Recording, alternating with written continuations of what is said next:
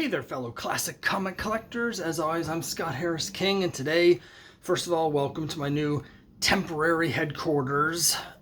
This video is going to be a follow-up, and you'll understand quickly why I'm in my temporary headquarters down here in my living room slash dining room. And that is, this is a video that's actually a follow-up to two different videos. The first one was a video that I did way back, I think in March. I was talking about how to downsize your collection and the decision making that goes into that. And then about a month ago, I did a video about some breathing issues that I've been having. Basically, I got some very musty comics. It affected my breathing, and ever since then I've been hypersensitive to must, which is a problem because I have so many old musty comics that basically my office where I usually do these videos, it's now hard for me to actually spend time in there because the ambient mustiness from all the comics is aggravating this breathing stuff. Now, hopefully this will be taken care of relatively soon. I am seeing a lung specialist just to get things checked out. I have the idea that that concentrated blast that I got from that one comic, the Lovelorn #9, just sort of messed things up a little bit here. And that once this is calmed down, the mustiness that I have in the office, which isn't that bad, will become normal again, and I'll be fine. But it has accelerated, reinvigorated my efforts and decisions in terms of downsizing my collection. Now, there's a bunch of reasons to do this, which I went over in the previous video, but it's become a little more urgent for me because over the last few years, my focus has been romance and Archie, and those are the things that are the most musty because the collectors weren't taking care of them at the time, like they were with superhero books. And so the more romance and stuff that I get, the more Archie stuff that I get, particularly older stuff, the more I'm building up this mustiness. I've had these comics for a long time. I've specifically had them in my office for about 9.5 years, and I've never had any problems until now. But it used to be that I had, the majority was like superhero books and stuff, and that's slowly been changing. And so it's basically made me reevaluate how I'm collecting, what's important to me, which is a process that I began earlier in the year. Back when I did that first video, I had earmarked, I went through a lot of boxes, pretty much my whole collection, and there was a whole section of the collection that I earmarked as things that I could get rid of, things that for one reason or another I wasn't passionate about anymore. And I started selling them off here and there, but I kind of lost my drive on that.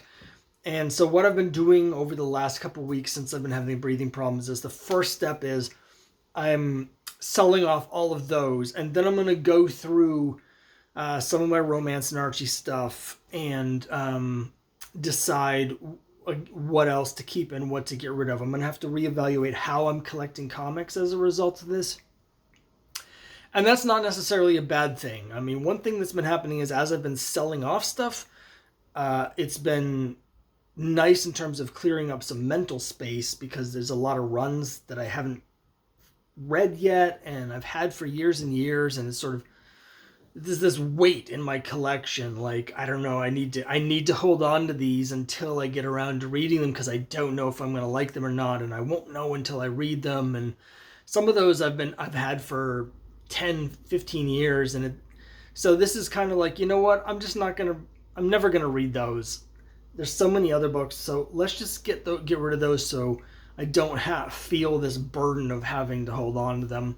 Other books that, I have read and liked or read and didn't like, and I didn't want to break up the complete run, I'm getting rid of some of those. This is the biggest shift for me, particularly with the romance books. It's always been a really unrealistic goal that I set for my romance collection, which was I was trying to put together a complete run of all 7 of the DC titles.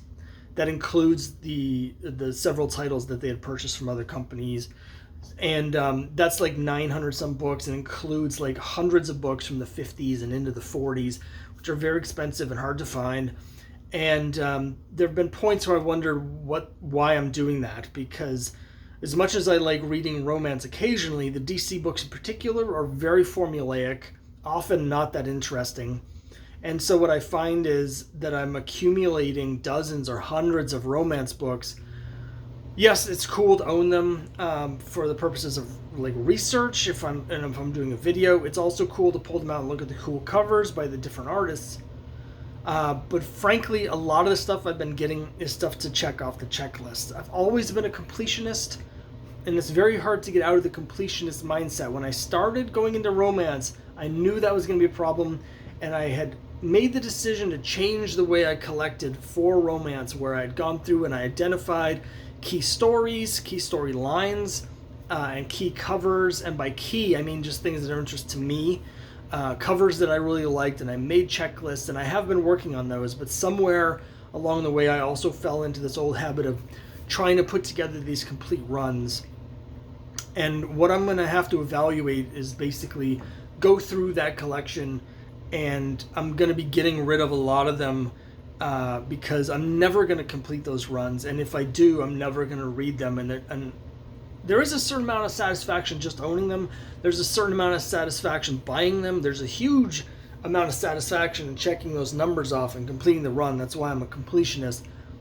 But ultimately, there's other ways to collect that can also be satisfying. And in my particular case, the only way to really keep the mustiness down is to buy higher grade copies. And for a lot of these romance books, there aren't higher grade copies. So what I'm having to do instead is basically focus down. Some musty books are okay. Some books that are a little musty are okay. It's just I have too many that are too musty. And so what I'm going to be doing is going through all of my books and determining which ones I want to keep, which ones I want to get rid of, and stuff like that. There's also some other stuff I'm doing with the environment itself. I have taken a number of measures to try and clean up the room. So what I'm going to do now is I'm going to put a mask on, and I'm going to go in my office, and I'm going to show you around. I've had a lot of people ask about like how am I organizing and stuff, so you're going to see all of that here as well, because I'm changing how I'm organizing my collection as well. So let me pause this here, and then we'll jump into the office, and I'll show you some of the things that I'm trying to do with my collection to make it safer and more approachable for myself. Okay, here's the door to my office, and we're going to go inside. My office is a real mess right now because I'm right in the middle of completely reorganizing everything. The first big thing you're going to notice here is this. You'll know from all my previous videos that there used to be a big black couch here. And, okay, I just turned off that sound, and I'll explain what that was in a minute. There used to be a big black couch here, and I have so much stuff in the office that it's very cluttered. All around. Cluttered also just in terms of the airspace. And so what I've decided to do is I'm getting rid of the couch. As you can see, it's gone. I'm going to be reorganizing things. As I sort through things, I'm going to be getting a different system for filing things. Here's my closet, which you've seen before, that has some of my books in it. And packing materials and stuff like that up top for when I'm shipping stuff out. And then my spinner rack, my other wall of comics. You can see I use the drawer boxes. And I love the drawer boxes, but in a minute I'm going to get into why I'm going to be moving away from them to a certain degree. And then over here we have this giant mess because I've shoved everything in the corner while I'm doing this. But a couple things. That sound we heard earlier is this here. It's an air purifier I've been having running on super high for like 2 weeks straight. I also got this little tiny rinky-dink dehumidifier. Frankly, it's too small. When I got it, it had a rating that it basically was good for a room exactly this size. And it is working. Like you can see, there is water in it. But it's taken like 4 days to get that amount of water. So I might get something larger. And then you'll also see this random drawer box here missing the outer shell. So this is a big thing and why I'm going to be reorganizing this whole area. Oh, and then here's the comics on the floor. Stacks of comics that I need to put away. So the reason that drawer box is out is because I I noticed that that one in particular, it's had this discoloration on the top of the outer box for quite a while that I never really paid much attention to. But when I was in the process of cleaning the office, I took a real close look at it and realized that, first of all, it's been getting bigger and bigger without me noticing it. But secondly, it was definitely mold. The box had gotten wet, apparently, I don't know how, but at some point in like years ago, because it's had this discoloration for that long. Little spot, but now I noticed that it was actually getting quite a bit bigger, and when to the touch it was kind of soft, and I realized that the box was moldy. Now, it was only the outside of the outer shell. I looked on the inside, the mold hadn't gone all the way through the cardboard, and it hadn't gotten to the inner box, so it didn't affect any of the comics. But it may have been affecting me, because that box has been sitting on my desk for the last year and a half, acting as a standing desk. And so that moldy patch on the back of that box has been basically right under my face for a year and a half. So I immediately threw that out, but it also got me not worried, but thinking about the rest of these boxes. So we moved in here 4 years ago is when I set up this wall of boxes. Obviously, one great thing about the drawer box is that you can take the inner box out, and then and the shell will just stay there. So it's great for portability and stuff. But since we set this up, I haven't really done that very much, other than to just, shift the boxes around in my organizing. But it means that this wall of drawer boxes has been here for the last 4 years, and I have no idea what the condition is. Like, potentially something, and the same with the closet here. It's possible that some of these might have gotten wet or something somehow in the back. There could be another situation. There was mold or mildew or something growing behind the boxes, or even inside the boxes. I don't know. And there's no way for me to see it. So what I'm going to be doing is basically taking these boxes, these walls apart. As I go sort through, I'm ending up with a bunch of empty boxes. So I actually have here a bunch of boxes here that are already empty. Well, that one's not empty, but pretend it was. This whole bottom row is all empty. So I've already sold off like 9 drawer boxes worth of stuff, maybe 10. So I've gotten rid of a lot of comics already, but as I do that, I'm going to be pulling these down, and I'm going to temporarily be restacking them in this empty space, and that will allow me to inspect each of the boxes to make sure there's not something going on behind the boxes. It'll also allow me to vacuum finally and clean, because there's so much stuff in here that I can't really get to things. Like, obviously with the couch here, I hadn't been able to vacuum underneath that spot or behind it for 4 years. And when we moved it, it was all dirty, and especially with these big thick carpets. So I'm going to get behind here. I'm going to clean all this out. I've also got these, not NFL Super Pro. Everyone has one of those, but I have these big bags of activated charcoal, and I have a whole bunch of them all over the office. You can see there's a couple of them up here. I've actually have a small bag of activated charcoal in every one of my romance boxes. Let's see, this whole row here is all romance, and there's a charcoal one in every one of those to help. And as I sort through, I'm also going to be, if I identify individual books that are both musty but also like big key books that I don't want to get rid of, I have some other measures I'm going to be taking for individual books that I haven't started yet. So we are tackling things on several different fronts to try and get this under check. So another thing I want to show is what I'm actually doing with these as I'm sorting them. So I've started that process.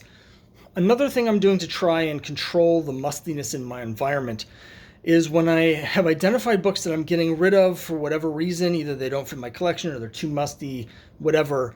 I don't want to, I'm putting them up on eBay. I'm trying to sell them on various forums, giving away some of them But I don't want all those boxes and boxes of comics obviously sitting around in my office being musty while I'm waiting to try and sell them, because that can take a while. So I'm doing the whole process all at once. As I sort through the boxes, I am identifying what I'm selling, I'm putting them up on eBay, and then I'm immediately, here, let me flip this around, like inside of my downstairs clothes closet, I'm immediately boxing them up in these medium-sized priority mail boxes from the post office.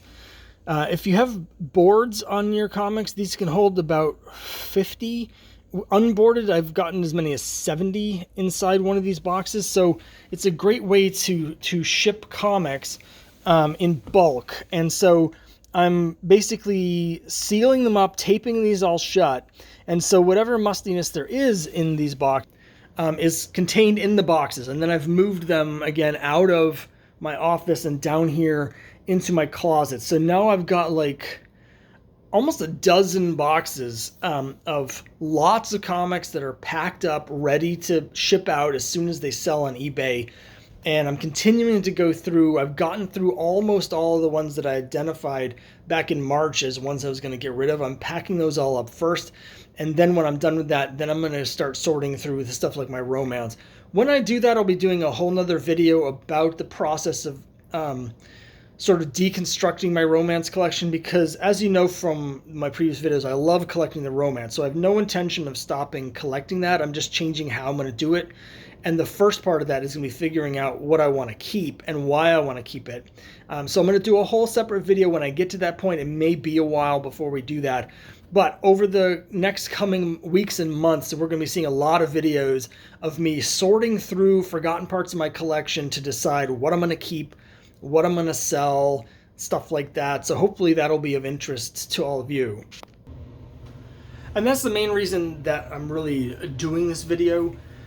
I know that this is something that comes up for everybody, not necessarily the specific mustiness and breathing issues that I've been having, but at some point in everyone's collection, you're faced with the decisions of what are you going to keep, what are you going to sell, and when you get older, like a lot of us are, you know, I'm 48 and a half now, you start to think, you know, how long do I want to carry this many comics around? You know, what if something happens? My wife doesn't know anything about these comics, and you know, I can use the money for other things. Like I mentioned, I'm buying, you know, I'm selling 50 comics in a lot, and then using that money to buy like one key that I didn't have, or one big issue that I wanted.